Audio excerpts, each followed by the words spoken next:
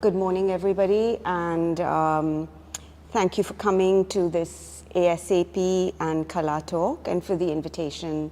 Noor, thank you for the invitation to speak today. Sri Lanka and the global art market, I must admit, is something I know very little about. And I know very little about the market for Sri Lankan art in general. But I do know something about the market for artists we exhibit who happen to be Sri Lankan. So let me say at the outset that as a gallery based in India, we did not set out to represent Sri Lankan artists per se, but it's just that 4 talented artists we work with happen to be Sri Lankan or have a vital connection to Sri Lanka through their heritage. They are, in short, Lionel Wendt, Mohanad Kader, who's based here in Sri Lanka, Vasantha Yogyanathan, and Ramesh Mario Nithiendran. Many of you, I think, will be familiar with, of course, with Lionel Wendt and with Mohanad's work, because they've both shown widely locally and are well known. Perhaps less familiar with Vasantha, who's a photographer based in France, and who's currently in the KALΑ exhibition in the Paris Gallery, in the Harold Paris Gallery. Today I had hoped to present visually 4 case studies, but I'm just going to have to speak about them without the images. But it's a good excuse to go and see the works. Yeah, and just talk a little bit about how we've promoted these artists, not just within India, where the gallery is located, but within South Asia and beyond, through a very delicate balance of commercial and non-commercial exhibition platforms, such as biennales, art fairs, through foundations, museums, and gallery collaborations. As I started to put this talk together, I realized I had actually over 100 slides, which is probably why it doesn't open. So then perhaps I thought for this, without the slides, I would just present the Wendt case study. If we have time, we can talk about Mohanad's work as well. Vasantha and Ramesh, I think perhaps we can consider doing online at a later time, because if you're not familiar with the works, it might be a bit difficult. So how did I chance upon Wendt? I mean, of course, in Sri Lanka, he's extremely well known. However, very little known in India or other parts of the world. So my first encounter with Wendt was through friends from New Delhi, who over a period of 20 years had traveled to Sri Lanka and put together a collection of approximately 350 to 400 prints by Lionel Wendt that they'd been buying over a period of time. They were dealers in vintage textiles and were traveling to Sri Lanka to buy old Indian textiles. Their collection was exhibited actually in Japan in 2003 at the Fukuoka Asian Art Museum, which was one of the first art museums that really took an interest in modern art from Asia. And it was the 3rd exhibition in a series of modern artists, and it marked 50 years of diplomatic relations between Sri Lanka and Japan. So it's interesting that 50 years of the diplomatic relations between Sri Lanka and Japan were marked through an exhibition of Wendt from a collection based in New Delhi. They published a wonderful catalogue, which had about 60 photographs by Wendt, together with 2 essays on the life and work of Wendt, a chronology of Wendt's activities and exhibitions of his works, with a very interesting essay by Manel Fonseca, who's again based here and very well known. So after this exhibition in Japan in 2003, the collection came back to India and lay sort of dormant for almost a decade, until the collectors decided they could no longer really look after the works. and that the works really needed to go out into the world and circulate. It was about the same time that we'd established a gallery space in Mumbai, and the gallery really wanted to represent artists from across South Asia, and also artists, emerging artists, mid-career artists, and also established artists or artists who were no longer alive. So we had worked with some mature artists and also with some estates. But what's interesting about Wendt is that I refer to it as an orphaned estate. So there isn't an estate or a group of people who actually actively promote, maintain, and work with the archive in an active sort of way. So the collection that was in Delhi was basically completely undocumented, except for the few images that had been shown in Japan.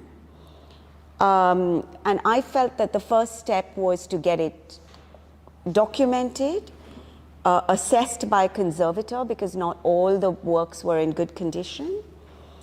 And towards this, the first thing we did was to engage something called Eka Art Archives, who were an archiving body based in India, who spent 6 months documenting every work, measuring them up, really looking at where they had been published, in which publications they had appeared, if at all. We then ordered all these archival boxes at great expense from Europe, and separated them by size into various archival boxes. I then thought, how am I going to value these works? Now, I'm not a photography expert, and I didn't really understand the differences between various specific photographic techniques. So I then called on a former colleague of mine at Christie's who had retired and retired from Christie's but was actively working in France, in Paris, which is really the center of the photography market. And she's based in Paris, and I asked her to come look through all the works and value them for us from her perspective. So we had all the documentation, we had all her basic valuation for these works. Around this time, which was in 2013, the Tate South Asia Acquisition Committee had been established. It was led by Jessica Morgan and Nada Raza, and they happened to be in New Delhi for the India Art Fair. And I encouraged them to come and actually visit the collection. And we had all the material taken out for them to view, just as an introduction to Wendt's work.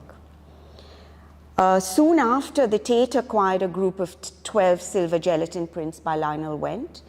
They weren't acquired through the gallery, but they were acquired through an agency called Green Cardamom, which was based in London, which was closing down, and they had acquired these works, I believe, through Shamini Pereira, who is based here. This was the beginning of some significant institutional placements for Wendt, and this was really very important to us. Rather than actually making sales, was to secure Wendt's place in international museum collections. So we made placements at the Metropolitan Museum of Art, the Sharjah Art Foundation, and the Minneapolis Institute of Art. So those were some of the early things we did actually before even actually having an commercial exhibition of the works. Still, Wendt was relatively unknown in India. And when we began to think about our first gallery exhibition, we were thinking, how do we show his works, and how do we signal what an important artist he was? And how do we position his works alongside artists of his generation who might be better known in India? So at the time, I was also working very closely with the family of the painter Amrita Shergill to place key works in important private collections within India. Now, like Wendt, Amrita Shergill was active around the same time in the 30s, 2030s, and the 40s, early 40s. And like Wendt, she came from a very privileged background. She trained in Paris, went, of course, traveled to London as well.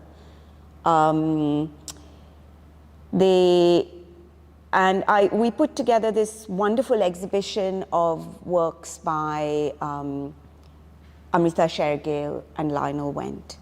So it was the first introduction to Indian audiences who all knew Shergill's work. So we had audiences coming to see Shergill and then discovering the work of Lionel Wendt. At the time, I also invited Nishad Avari, who was doing his PhD, to curate the show with me. And we produced a small publication as well. And this was the start of our incredible journey with Lionel Wendt. So the show was called In Dialogue, Amrita Shergill and Lionel Wendt. And as you know, I mean, I always feel you're known by the company you keep. And so in this situation, although Wendt was very well known in Sri Lanka, he started becoming better known in India. Simultaneously, we decided to present a solo presentation of Wendt's work at Frieze Masters in 2014.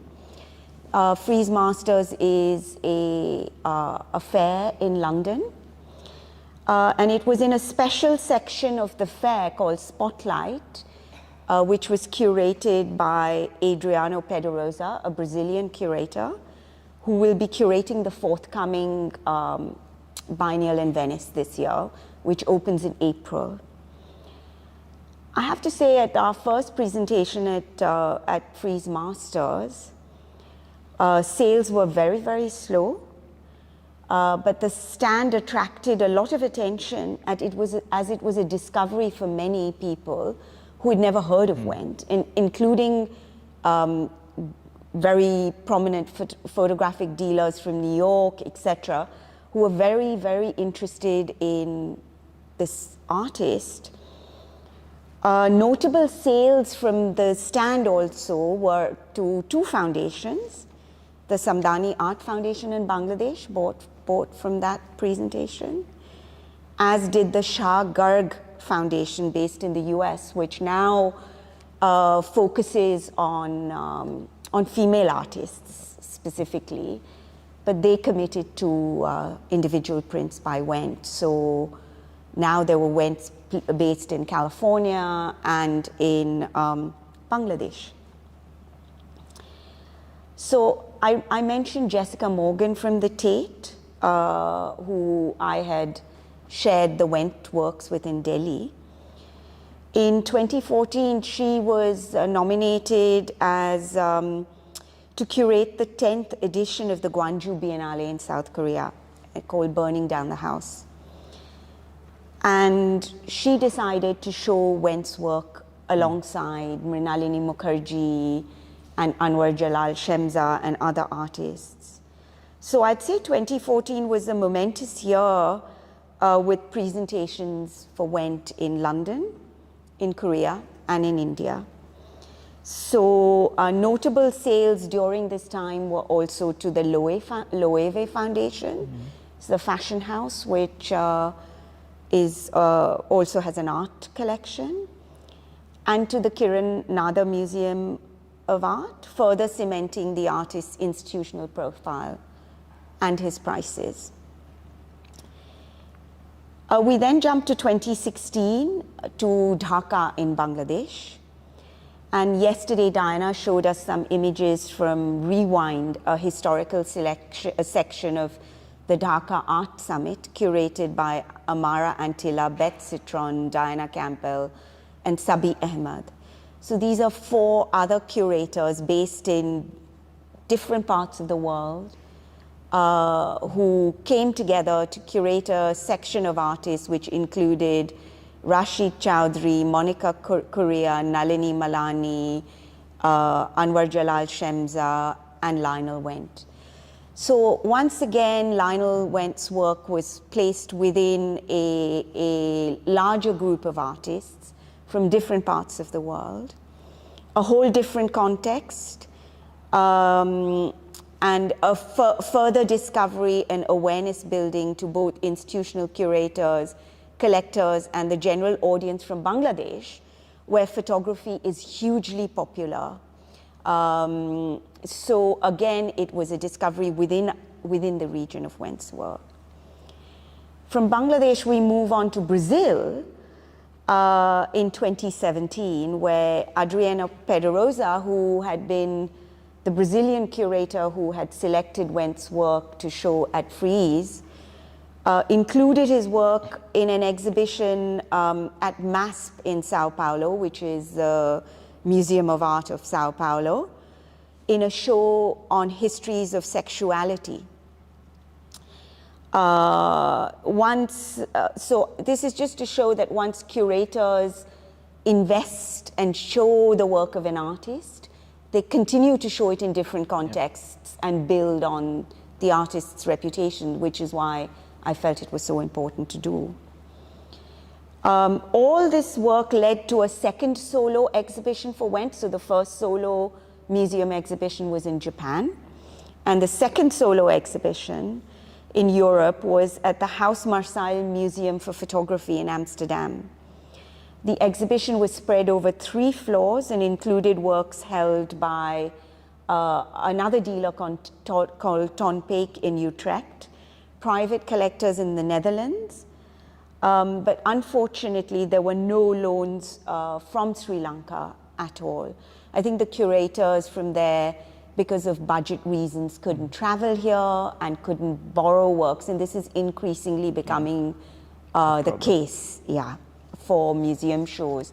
So that unless there's patrons within Sri Lanka or Ceylon who would support loans to museums, this is becoming more and more difficult. Alongside the exhibition, FW Books produced a new monograph, because a lot of the books on Wendt were out of circulation, not available. And this particular book, which I have an example of in my bag, but provided the source material for another one of our artists, Muhammad Kader, who's used that book to make his artwork, which is also showing upstairs in KALÀ and is a response to Lionel Wendt's work. After the Netherlands came Athens. So you can see we're on a global tour, and Documenta 14, curated by Adam Simchik and Natasha Jinwala, who's the artistic director of Colombo Scope. Natasha, because she's based here, was also able to include some prints from collections in Sri Lanka. I think Dominic Sansoni very generously loaned some works to Documenta. Documenta 14, the Documentas are meant to be the most important large exhibitions of contemporary art that happen once every 5 years. So to have Wendt's work included in that was a huge honor. In the meantime, the gallery was also gearing up for a solo exhibition of Wendt in our new space in Mumbai. But with the pandemic and the harsh lockdown, we had to put those plans aside. So there was a little bit of a gap from Documenta 14 in 2017. When we jumped to 2022, when gallery collaborations became all the rage, and we held a collaborative show at Green Art Gallery in Dubai, showing Wendt's work alongside younger artists such as Lubna Chowdhury, Ali Kazim, and others, and including Anwar Shemza and Mohan Samant from our stable. So we presented all this work in Dubai. So we've gone from Brazil to Athens to Dubai. Also in 2022, the gallery held a two-person show called Shifting Waters with a very young painter from London called Jake Greywall, who had shared several concerns with Wendt, addressing the body and specifically the body in nature. Every time we do these shows, newer writers come in, we always try and engage new writers or new curators with works, so we increase the awareness of Wendt's body of work. In November the same year, the exhibition Interiors happened at Michael Werner Gallery, curated by Andrew Bonacina. Andrew Bonacina was also the curator for the Loewe Foundation, so he knew the work from then and included the work alongside well-known historic artists such as Gwen John, Francis Picabia, and others. In 2023, the Sharjah Art Foundation put together a show of their own collection. They had acquired a significant group of works by Wendt. And I have to say that they were not deterred by some of the subject matter, considering that there are issues in the Middle East with nudity and other aspects of the work. And they showed the work in a big exhibition called In the Heart of Another Country at Dikter Hallen and the Sharjah Art Foundation. It was a collection show put together by Dr. Omar Khalef. Once again, it included a wide group of artists, including Novera Ahmed and others.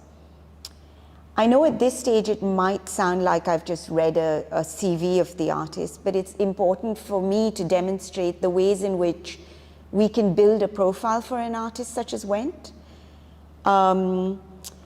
And while we need to keep an eye on the commercial aspect through selling exhibitions, we also feel it is our responsibility to ensure his work is presented in alternative platforms in South Asia and beyond, and crucially in museum shows. Now, very quickly to the market for Lionel Wendt. We decided, although we had the early valuations by my colleague from Christie's, that we would sort of place the works or price the works between $5,000 and $25,000, depending on the size, the complexity of the works, etc. And although this must have been a lot higher than they were being sold locally, we felt we couldn't really show the work and commit to showing it in international platforms, which, like a standard frieze would be £30,000 to do, unless we could price them at that level. And initially people said, oh, they're very expensive, very expensive. But I think now they feel quite affordable when you look at his work vis-a-vis his peers, including George Keat and others. One thing to be aware of is all the prints by Lionel Wendt are pretty much unique, and they're not editions. This is not something that people are aware of. So for us, they have the same status as paintings or perhaps as works on paper by many of these artists. So those are the two things that I want to talk about, and few things that have hampered the market has been the lack of wider documentation of Wendt's work. So we don't know what the holdings are in Sri Lanka at all. Condition of several of the prints. The lack of a formal estate or foundation that controls the dissemination of the prints. and which follows very clear guidelines. And also the fact that they seem to be copied quite widely for commercial gain, you know, with making of posters and prints and portfolios and, you know, other things. They're not in copyright, so yes, people are free to use them. But I think often when people see posters and prints and reproductions, they can't tell the difference between the original vintage print and a reproduction. And that will come with time, but yeah. So this is where I want to end. You know, I'm sorry about the images because we had some very beautiful imitations which would have made it come alive, I think. But perhaps I can take this forward online at another time as well. Thank you so much, Amrita. And again, we will do something to show the images of all the artists that Amrita represents at Jhaveri Contemporary, but also please do go on our website, Jhaveri Contemporary, and see all the different wonderful artists that she represents. And also now I'm going to hand it over to Nishad Avari, who is the head of department for modern and contemporary South Asian art at Christie's. Thank you. So I'm going to take this in a slightly different direction and talk to you from the perspective of an auction house, which in a way is both wider and narrower than that of a gallery. The painting you've been looking at, this beautiful, it's not a self-portrait, but a very self-referential painting by Keith from 1961, is of the artist and his muse, painting an artist and his muse in a very different style. It was a very large painting. It was 4 feet by 4 feet. We offered it for sale in late 22, and it's one of the top 10 paintings of Keith, value-wise, that has sold in the market. Can we go to the next slide, please? Can I ask what it's about? I think it was sold for about $88,000.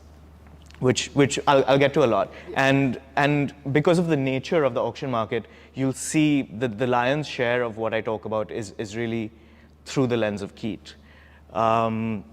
Just because of how the secondary market, what the auction market we call the secondary market, has developed in reference to Sri Lankan artists over time. So could we go to the next slide, please? So I said secondary market. So we differentiate the market in terms of sales into primary and secondary. The first time a work of art comes out of an artist's studio, the very first sale that's made is known as the primary market. Every sale that follows that falls under the category of the secondary market. And I'm not sure if you can see my very hi-fi graphics on this slide. But there's a lot of porosity and exchange between these two markets. There's no, auction houses don't operate exclusively in the secondary market. Galleries, dealers, and art fairs don't operate exclusively in the primary market. And we'll speak about that a little. Artists, of course, are exclusively in the primary market. And when the work comes out of their studio, that is a primary market transaction. But collectors buy both in the primary and secondary market, galleries and dealers very often. And I think Wendt is a wonderful example of the sort of collaboration between the two, or that sort of interstitial space that exists that covers both primary and secondary. Because these are not first sales that Amrita was talking about. She was working with a collection. So it had already been transacted on. The works were coming to the market. But the effort in nurturing the career, in placing them within institutional contexts, that is all a primary market function in building the career of an artist over time and really putting out a little of what we'll be talking about later. Yeah, I mean, I feel like I've worked with Wendt as if he were a young artist coming out of you know, doing the first shows. So my approach has been like that towards his, towards building a career for Wendt. So you see there's no clear differentiation between the two. Very often, and you mentioned costs, for example, very often for galleries to cover costs, especially when they're representing younger artists who might not be priced very high, they have to deal in the secondary market. They have to sell works that transact at higher levels in order to sustain what they do in the primary market. In the past, auction houses, which are typically sites of resale in the secondary market, have worked in the primary market, have opened gallery spaces like Haunch of Venison, which didn't work out, but you know what I mean. But there are a lot of features that define the secondary market. Not everything can come into the secondary market. And why is that? Why is it a narrower space? Of course, it's a resale space, so there has to have been a transaction already, or it has to have changed hands already for it to come into the secondary market. The reputation of the artist is important. This is all demand-driven, especially at auction. We don't have the luxury of curating a sale, and very often when especially my colleagues from museums, when I tell them what our timelines are for putting an auction together, that we work in 3 months and we have a sale of 80 to 100 works, they're left sort of without words, because museum shows on average, I would say 5 years in the planning, the timeline, for a similar sort of volume. If you're lucky. If you're lucky. If you're lucky. Yeah. So reputation of the artist, scarcity of the work of that artist, and of course demand. Beyond scarcity of the work of the artist, it's the rarity of a particular work within the genre, the general oeuvre of the artist. For example, with Keat, it might be much harder to come across works from the 30s than it is those from the 70s and 80s. The secondary market is also based on very tangible facts about an artwork and its history. The first, of course, is provenance, which is a word that's bandied around a lot.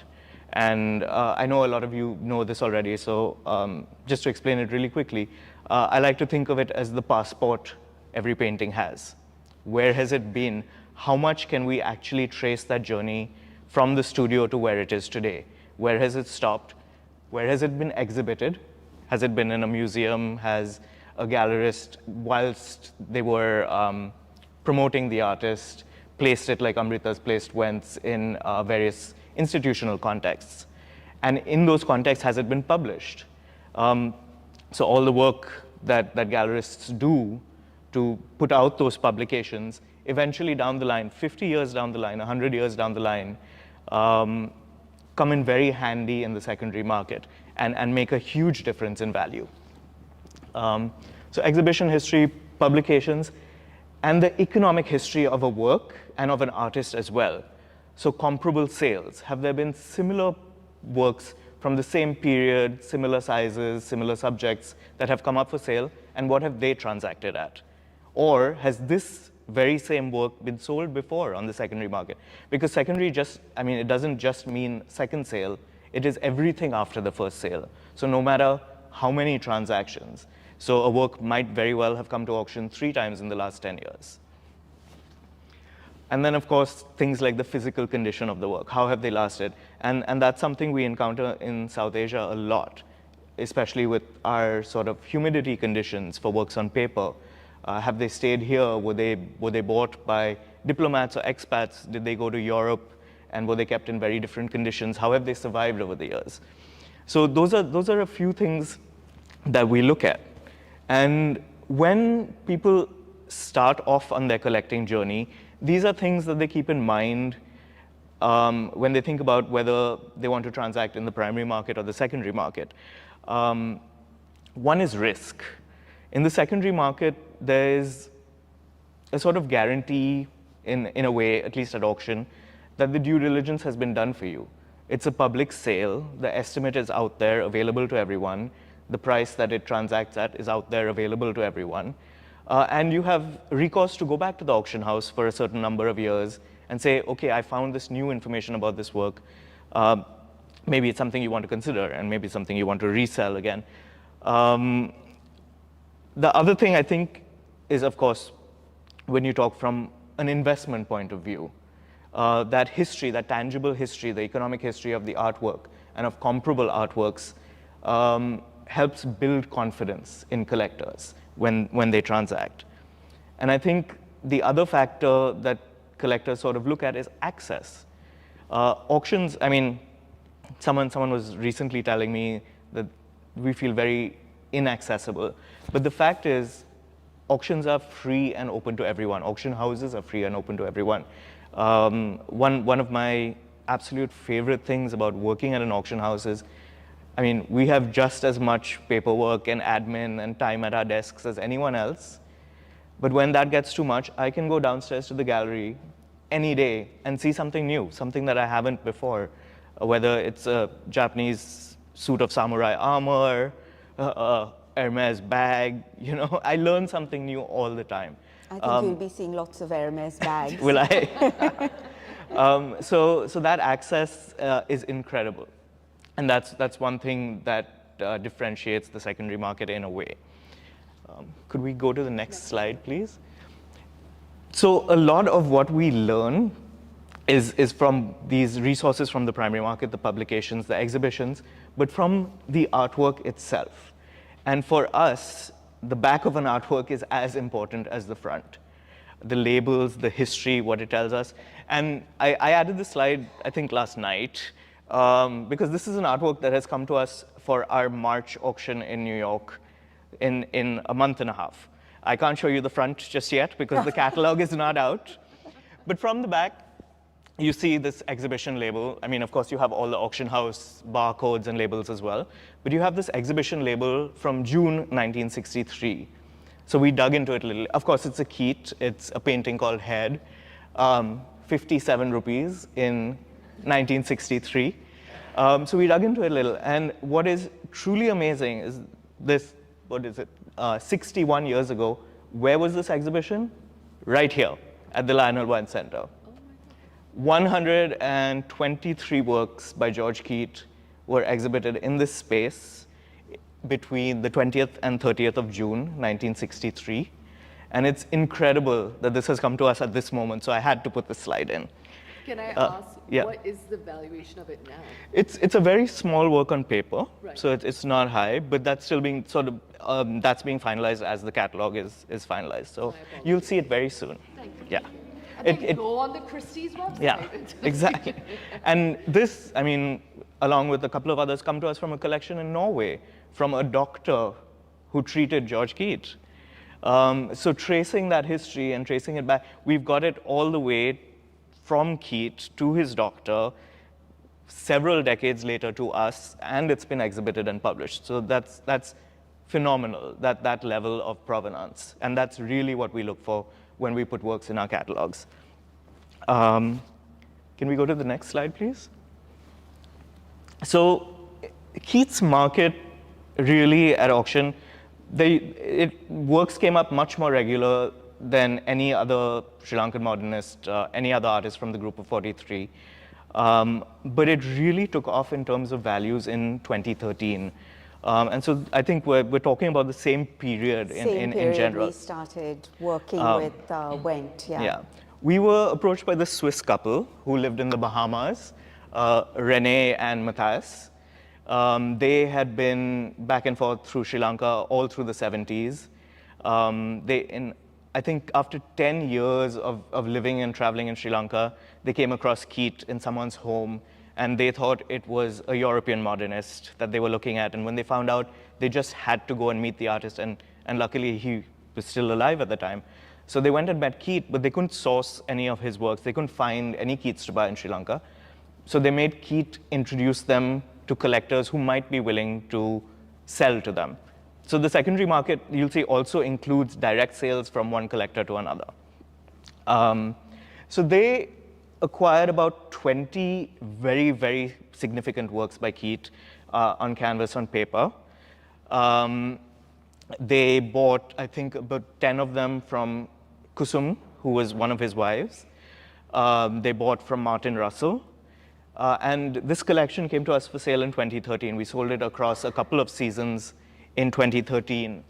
So if you go to the next slide. When were they traveling and acquiring these works? So they met Keat in 81, so it would be through the 80s mostly, and I think then they moved to Bahamas after that. Right. So it's interesting the parallels in our stories of the collection of Wendts that I was working on. Again, a couple, two gentlemen who came here, you know, and chanced upon Wendt's work and fell in love with it. Yeah. So absolutely. I mean, it's the passion of collectors at the basis of everything. I mean, but it's interesting that it's the similar type of narrative, at least. And I think what both of us try to do is that documentation and putting it out there. I mean, an auction catalog is really a reference resource. And this is what we do with all the information that we find from the labels. We put it together. This is actually the spread in the auction catalog. This was in London in June 2013. This is Durga, of course, Mahishasura Mardini by Keat. This was originally from the collection of Kusum, published very widely. So we've illustrated alongside the work the preparatory sketches, where it's been published, what the sort of influences, sculptural influences were from classical and antiquities. And what these collectors did, which was very forward-thinking, was they got Keat to handwrite explanatory notes about every single painting that they acquired. So we got to publish these as well. So the explanation of the painting in Keat's own words and his handwriting, which is very distinctive. So that was one of the works, and I'll just tell you. This one set a record for Keat's work. At the time, all of these were estimated in the sort of 30 to 50,000 pound range, which is about $40 to $60,000 at the time. All of them sold between 120 and 150,000 pounds at the time. Mahesha Mardini sold for $167,000. If we can go to the next one. This was Gopi Vastraharan, and this was a very large painting. I think this was 6 by 4 feet. This one was $171,000. It set the record. This was in 2013, and this was a record that held till 2018. And if you go to the next one, Bhima and Jarasandha, this is probably the most well-known, well-published Keat painting. In fact, it's still being published. I think Yashodhara Dalmia just did a new book on Keat. It's in that book. This one was in the original Group of 43 exhibition in Colombo in 1943. It was in the 1947 exhibition that Keat did at the University Convocation Hall in Bombay. It was on the cover of that catalog. So it's been published from the 40s all the way through the last decade. This one was sold in September in New York, September 2013, for $147,000 at the time. Can we go to the next slide? This is actually one of my favorite works. This we sold last year in September. It is from 1938. It was a book of illustrated poems that Keat made for his daughter Diana. We did a lot of research when this came to us. These were then published in 1939 in one of the annuals, the Ceylon annuals, and they were published as a book. He used to illustrate the walls of Diana's nursery, and this came down through the family and eventually came to us last year. It set a record for any Keat work on paper that's been sold. The estimate, as you can see, was $8,000 to $12,000, and it sold for $69,000 last year. Was it just these 4? 23. 20. It was a notebook, a sketchbook that was eventually published. So these were the sort of studies almost. But each one was a limerick almost, and it's an illustration for it. Very personal, very tender, a completely different side to the artist. I mean, he was a very well-known as a poet here, but not internationally. So to put his almost Ogden Nash-style nonsense rhymes out there, it was very important to us. And I think this is one of the advantages of the auction platform, is it serves as a discovery mechanism that then ignites further research. Can we go to the next slide, please? Yeah, I'll go really fast. No. We also had a wonderful collection more recently than the Margie's collection. This was the collection of Professor C.C. De Silva and his descendants. Came to us from multiple descendants in the family. These works were also offered last year. Next, please. We're lucky enough to have worked with a few other artists. We really don't represent the diversity of even the modernist artists that practice in Sri Lanka, and it's been an incredible learning experience to be here and see that. But that's very much because of all the reasons that I listed out that sort of characterize the secondary market. But this Perry's currently holds the global world auction record for any work by the artist. It's a late work from '86 that he gifted to someone on their wedding at the time.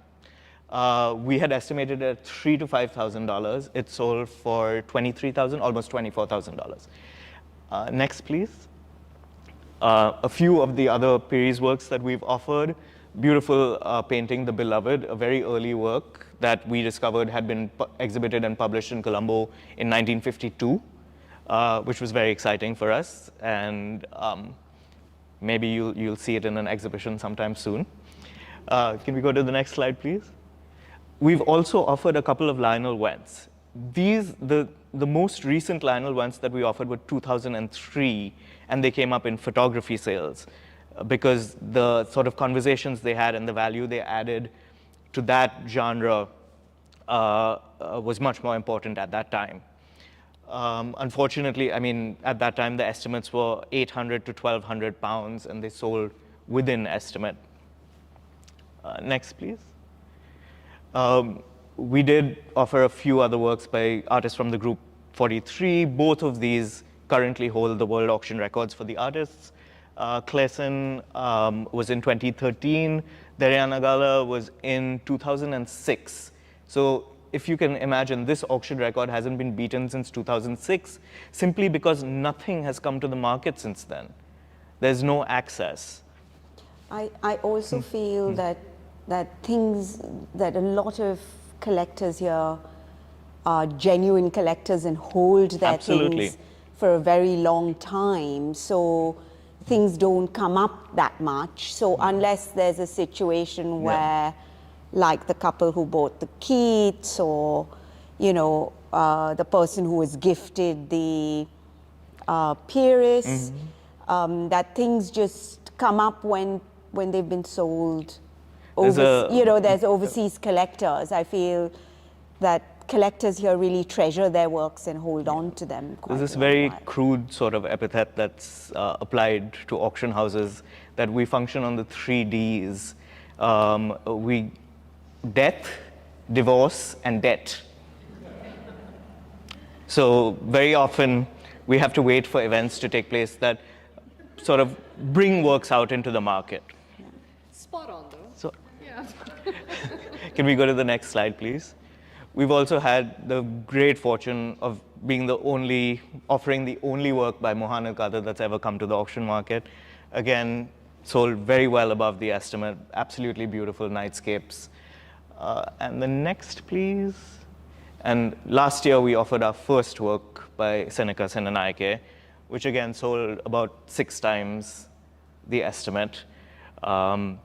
And I'm sure you'll all know as collectors over here, the values in the primary market and in the secondary market are very different. In the secondary market, it's almost like a price discovery mechanism, where, as I said, it's completely dependent on demand, and the price settles. It's very public and it's transparent. The price settles where the demand lies. So based on this result, we can then estimate future works by Senanayake that we get, things like that. But I think that's it for me for now. Thank you so much, Nishad. That was really a wonderful presentation. I'm just going to add a little fun fact that Amrita Jhaveri started Christie's India. So it's always fun to have 2 Christie's people like this. The people who were X. But you still started. Yeah. You have to be careful. I don't want to be selfish and ask any questions because I know we're short on time as well. Are there any questions in the audience? And also, please remember, I can't see anything from here, so. Sandini. Oh, there you go.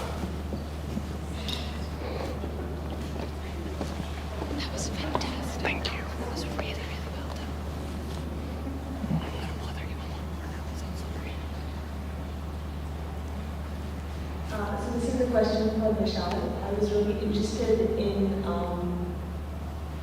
because I'm less familiar with specific auction house practices, but I just wanted to ask Nishad, if a work has been to the market to win at an auction, let's say 2 or 3 times, transacted more than a work, because you were talking about scarcity and rarity, compared to a work that's been in a collection for a while, it's just coming to auction for the first time. Is there a difference in the way that it's valued? To be honest, not really. Value is, there's several factors that determine value. I mean, the physical condition of the work, the dimensions even. But it just depends on the market moment at the time. Because even if a work has come to market multiple times, it might have transacted at very, very different values. Like I mean, the Daryana Gala that sold in 2006, if it came to the market today, would be extremely different.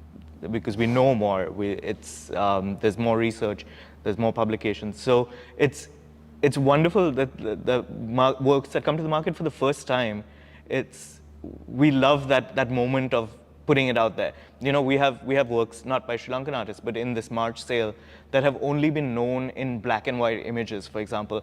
And we are the first people in a century to publish them in color. And that is, it's such a gratifying moment for me. It brings a lot of meaning to what I do. So, but I don't think there's much of a difference in. I think, Sandhini, just to add to your question, to your comment about it, I think when things come up very soon, I think that is if they transact multiple times over Flipping. 20 years or 30 years, it's a little bit different than in the same year. If they come up in the same year or in the same 3 years or 5 years, at which point they slightly, to me, feel like damaged goods in a way, that nobody really wants them, or nobody really treasures them, or nobody really wants to hold on to them, and it just becomes about financial gain or speculation or any of those. I think that's worth discussing because those are the things that are very they become really problematic yeah. from an institutional point of view, because works of art will just come on an auction very often. You get to be worried about. Yeah. It's like having multiple partners, in a way. I mean, it's like the analogy is, I think it starts to problematize the idea of rarity and provenance and scarcity. Yeah. That the fact that an object has transacted so many times. And I'm just thinking from a museum perspective, because I think But sometimes, these transactional things also bring new information to the fore, right? Yeah. New research. And that can dramatically impact something. Like sometimes when things are at a low value, colleagues like Nishad, etc., don't have the time to really do primary level research into things that are $3,000 or something like that. They're worrying about the things that are 300,000 or 30,000. But sometimes there might be new information, new publications that have been lost that, There are layers and layers to it. I mean, for example, many of the estates that come up for sale that have works by South Asian modernists, for example, in North America, in Europe, will go directly to an estate auction house.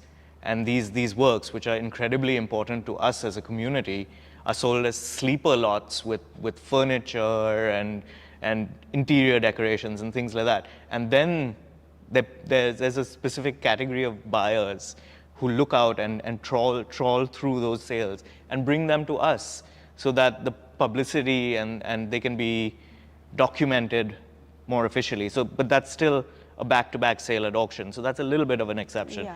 I've had one case where I'll talk about where a work came back for sale, I think 1.5 years after, and a client missed it the first time. They were dying for it, but they happened to be at the dentist at the time it came up for the sale the first time. So that's, I mean, it was unusual feedback for me. They were so glad that it had come to the market again. I just want to say that the context is also really important. And if you do a search on, for example, Wendt's prices, yeah, you'll notice that when things came up at Sotheby's, I mean at Christie's, for $1,000 in your photography sale, because perhaps most of the photography collectors were not really aware of his work. However, last season, there were 2 works that came up in a South Asian sale in London. And they did quite well. I think they made 12,000 or something like that. So it's because we've worked so diligently to promote the work within our constituent audience, they now recognize Wendt's work and value it. So it's really about finding the right moment in time, at the right location also, to make these sales, and to have a good expert write about the works, etc. So, so yeah. Any other questions? I think we've got time for just one more question, and then.